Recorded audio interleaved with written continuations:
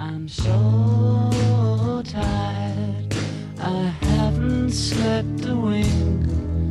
I'm so tired, my mind is on the blink.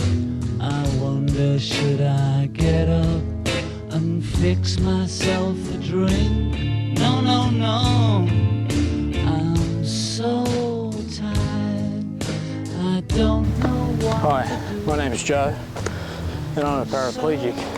Today I'm in Blackdown, Tablelands National Park, checking out these tadpoles. Cool. Yeah. Alright, let's go for a wander. It's doing me harm, you know I can't sleep. I can't stop the brain, you know it's 3 weeks. I'm going insane, you know I give you everything I've got for a little peace of mind. I still struggle to sleep. It's getting easier with time, but it's difficult to get to sleep when you're in pain because trying to close your eyes, trying to blank your mind out, and because you're blanking your mind out, all you can do is think about the pain. And then if you do eventually get to sleep, you know, you'll wake up throughout the night because you're in pain. And then it's hard to get back to sleep. So you end up spending a lot of your time being tired all the time, which really sucks. And on the odd occasion, you might get a really good sleep one night, and then the next day you feel great, but then you can't get to sleep the following night because you're not tired enough. So it stuffs your whole routine up. So it makes it difficult to stick to a routine. And that's one of the things that deters me from going back to work. One of many things, but it's hard for me to stick to a routine and hard for me to be cheery and chirpy. And I mean, as I said, it gets easier with time. You kind of get used to being tired all the time. You drink a lot of this stuff, coffee. Although I recommend don't drink it right. I don't drink it from late afternoon onwards because otherwise I won't get to sleep.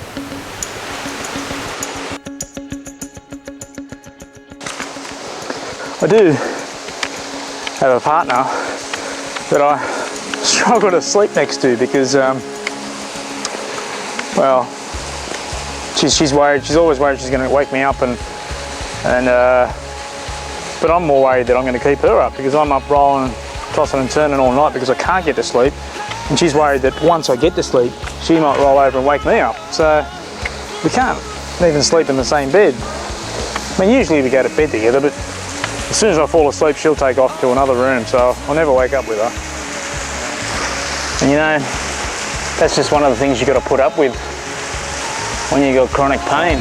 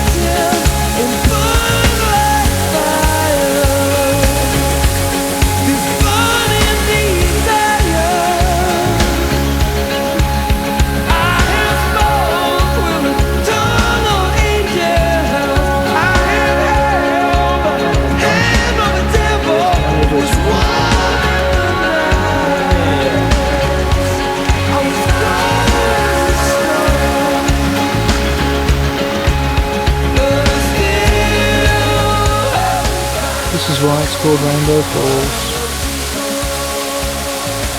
Always a rainbow, apparently. Makes sense.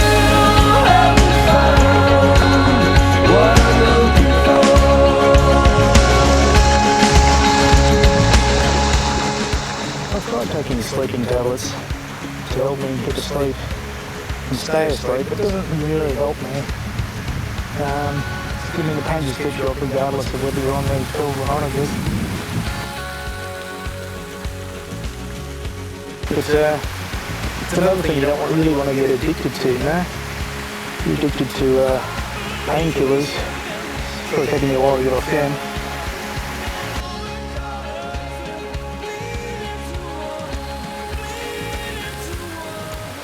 Yeah, it doesn't mean you don't try them, but for me, it didn't really help.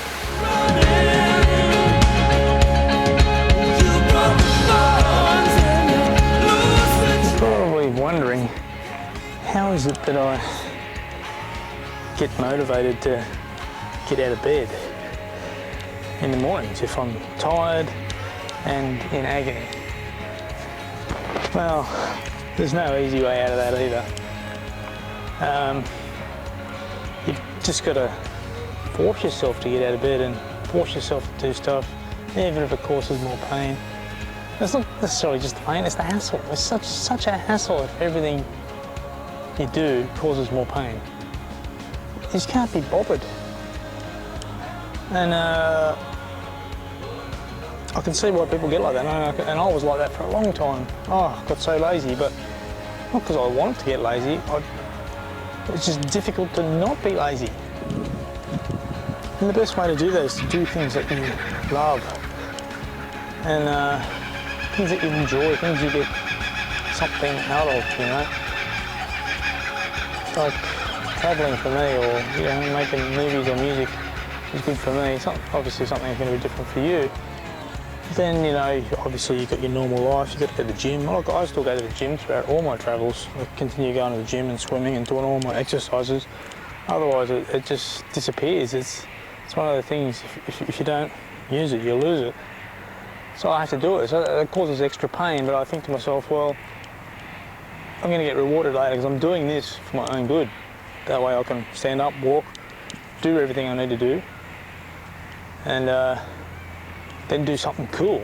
It's like rewarding yourself once again. You got to think of it in that way to make everything worthwhile doing, you know.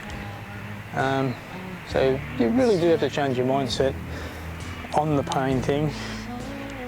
Try and use it to your advantage. It's not easy, but try. When you look at these bushfire infested areas, you wonder how nature recovers. But as you can see, the undergrowth, the grass and little shrubs are growing back now. Tree trunks are still black. Probably black. Oops. And eventually they sprout on top and they recover. And you wonder how it does it.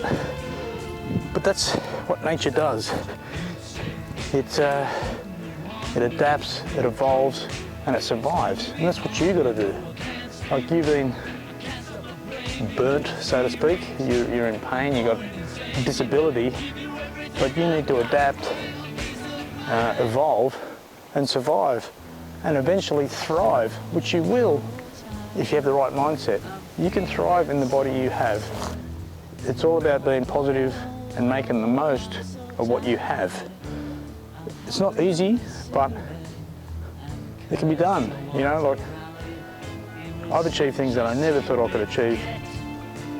You know, immediately after my injury, I just thought my options were limited, but now I realise the sky's the limit. And you've got to realise that too, all right? So, don't give up. I'm going insane, you know I give you everything I've got for a little peace of mind. I give you everything I've got for a little peace of mind. I give you everything I've got for a little peace of mind.